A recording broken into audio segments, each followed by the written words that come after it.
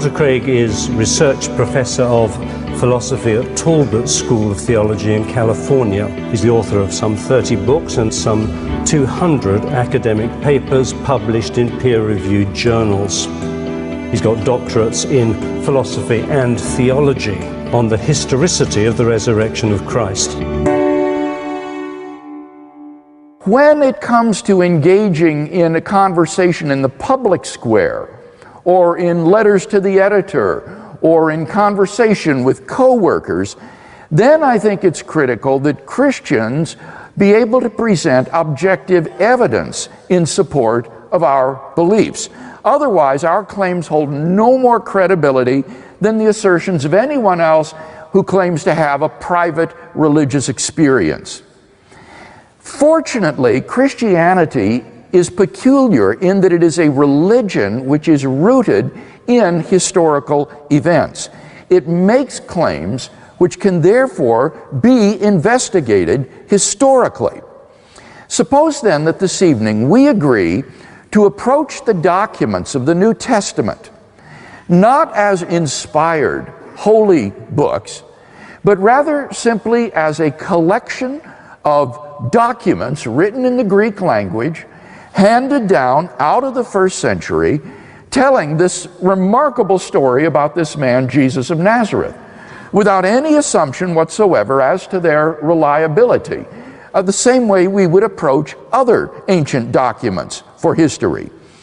You might be surprised to learn that when ancient historians approach the New Testament documents with this attitude, that the majority of scholars today accept the central facts undergirding the inference to the resurrection of Jesus. These facts are 4 in number.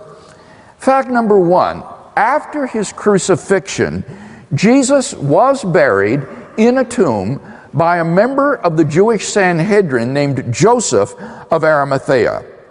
This fact is highly significant because the disciples could never have proclaimed the resurrection of Jesus in Jerusalem in the face of a tomb containing his corpse.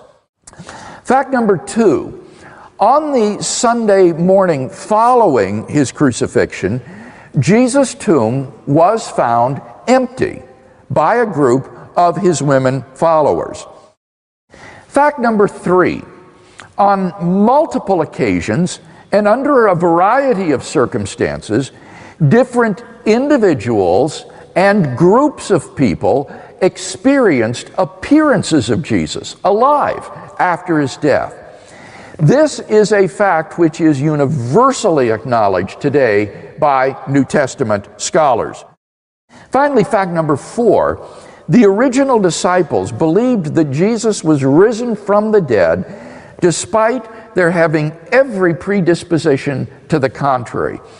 Their leader was dead, and Jewish messianic beliefs had no idea of a Messiah who, instead of triumphing over the enemies of Israel, would be shamefully executed by them as a common criminal.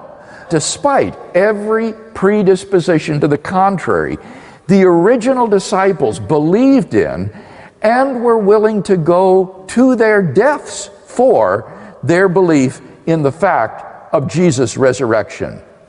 Luke Johnson, who is a prominent New Testament critic from Emory University, muses some sort of powerful, transformative experiences is required to generate the sort of movement earliest Christianity was.